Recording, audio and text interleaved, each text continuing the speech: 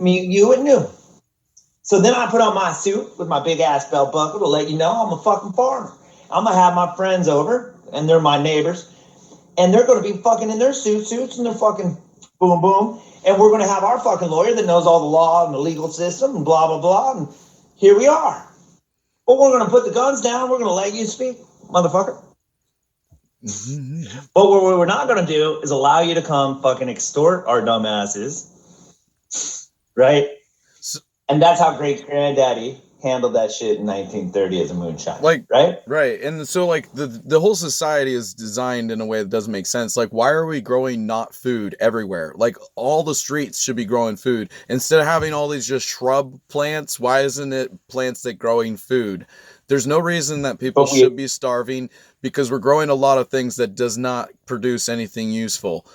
And not, you know why? Also the land. Because weed is worth more than my fucking tomatoes, man. I make more money off of growing weed. No, I'm just trying to say, like, when you're walking down the street, I know they put in a lot of pointless shrubs, especially a lot of these stores fronts. They just put in these literally shrubs just to block you from walking through areas. And it's like, why not make that food growing stuff? Like, there's just, the whole society needs to be rethought. And I believe people need to start coming together in small scale levels to show this bigger scale society. This is how it should be done. You know, like everywhere there should be, instead of so much grass growing and like useless stuff, have, and or like my parents, for example, they cut all their grass with the lawnmower instead of getting animals to graze on the grass and make use of it. So like, it's dumb. They're wasting gas to mow grass. That's actually food resource. So everything that people do is dumb. Everything the societies are doing does not make sense. I don't like it. Off Grid with Doug and Stacy is basically kind of how I want to live my life in the future. Go watch their YouTube channel. There's many other YouTube channels: Viking Preparedness, Integrative Preparedness, Bear Independent, Angry Prepper. All these other people I watch, I learn from. Some of them are in the cities still, but they're all trying to produce and learn how to grow, like even microgreens and stuff you can grow inside your house, inside small places with very little sunlight and things like that. Let us rematch, brother. Oh shoot, did we miss it? It didn't come up. Well, you know what? We'll just send it again because you're favorited. Hey, let's take this as a time. Yes. Let's join Tasty One. She wants to join. Why don't we join in her stream? Hang on. Yeah, Tasty. I'll tap out and I'll join Tasty. Let me decide. We'll come back. I got to come back to you. And we pick up or come back. Yeah, we'll come back. Second off, you're not wrong. And you're not right. Like, it's a little of both, you know? Everything you're talking about is exactly that. Have an idea, have vision, have passion, and then go market it. Like, go find your people, go find your weird, go. Norval is sitting on the dryer, so just go find your tribe. Right.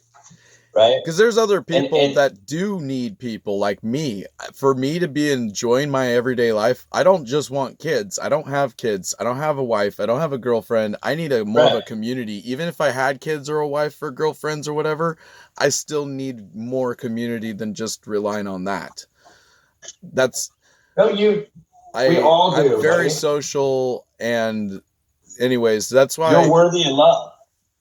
You deserve love. You're worthy of love. Yeah, I don't want to just be controlled by any one person where it's like, oh, don't go out and hang out with your friends. It's like, no, dude, I'm going to always want to hang out. You better be more fun than my friends for me not to want to go hang out with my friends and or come with me and go play with me too. Because that's what I like to do, is not leave them excluded, bring them too, you know, make it fun for everyone. That's what's all great. Dude, that's epic. I love what you... Yes. Yeah, my buddy made this. Super cool kid. His name's Cameron. And he reminds me of, he's 28 years old. He's probably like 30 now.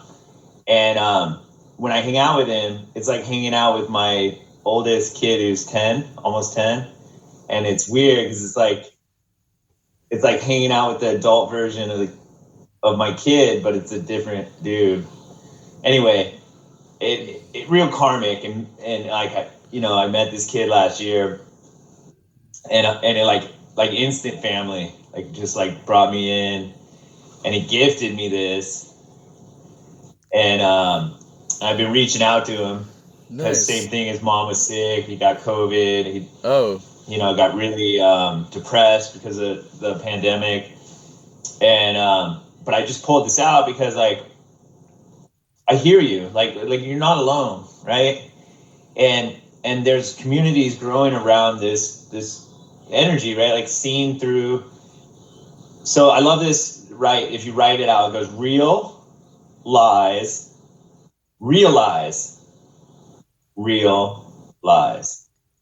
So real eyes, realize, real lies, right? And so what I love about that is you have to sort through the information, right? I have a superpower where I can read people's energy by seeing them, right? So I've been around Bill Gates several times in my life. So I've shared the same room with him. I've shared the same air. And he's a nerd. Like, he's a true nerd. And in this case, he's a bridge nerd. He plays the game bridge. And so do my parents. And he likes playing bridge because when you're there to play a competitive card game, no one talks to you like, oh, hey, you're the wealthiest guy and you own Microsoft, and, you know. But him as the head of some crazy cabal is insane to me, because I've seen him and hung out with him, and I've seen his energy and his aura, and like I can see death on people. Like if someone's murdered someone, I know, right? But it's different. Like if they murdered, you know, like they were a soldier, you know, like they didn't do it in malice. Like there's some evil murdering motherfuckers out there. My point is, I mean, that projection onto Bill Gates is that he's some type of maniacal sorcerer or evil, like super evil mofo, right? Like, and that I just can't, you know, I just don't see it in the way that he speaks to people, the way he speaks to his wife, the way he carries himself. Like somebody who is maniacally that evil, to me, would have a whole different way about them. Yeah, he might not be the centerpiece of everything. He might be part of the pieces. I would say, you know, look at like the Koch brothers, look at some of the people that have funded Trump and Roger Day. Like, I would look at some of these people that are pointing out, getting us to look at over here, because they're like, but, you know, what do I know? Realistically, I trust you more than rich community. Any of these people. Some of the wealthiest people from New York play bridge, and, you know, their opinion of Trump is, in New York City, Trump is a crook. It's always been a crook. No one gives a shit about him in New York City. So never trust a politician where they're not liked in their hometown. That's like just simple good advice, I would assume. Right? But obviously, if that guy was the president of our country, a lot of people believe in that. A lot of people are really fucking stupid in this country. You know? And a lot of people are suffering brainwashing and like my sister in the church, you know? So there's definitely an agenda out there to create a certain amount of mistrust and chaos theory and tip it all on its head. So I would say, let's be careful of the messaging. Be careful of who become our mentors and our teachers, and vet those mentors and teachers so that your 5 friends, your 5 people your crowd isn't ending your family tree.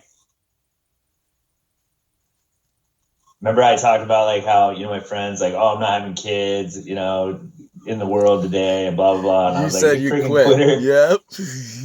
You're quitting on your family tree. Like you have an iPhone. You're telling me life is hard. You can go to Safeway. Like 3 generations ago, we were like scalping each other in the fields and killing buffalo. And you know what I mean? Like, I just, I don't know, you know what I mean? And at the same time, we can have a World War III and we could have all this other stuff. We could have, a staged war against aliens or whatever. But our humanity is never going to change. Tasty was said, oh, what does Sam's energy tell you? And then she also said, nerds are hot. Yeah, I mean, I guess I can own being a nerd and all that. He's my hippie nerd, and I'm shave nerd. But when we met, I had a little more facial hair, and I was looking a little more scruffy. So it doesn't really matter. Like, Sam's a good dude, right? And if he saw, combat and the war and stuff, I'm not ready right now. I've gone through a lot of grief to like hold this space. If and we can approach it some other time. But I don't know what happened in your times of service, right? But I have friends that have been in service in the modern wars and stuff, and they lost friends and platoon, And so I know it's not easy, right? But it's also you were a soldier, so you were programmed at 18,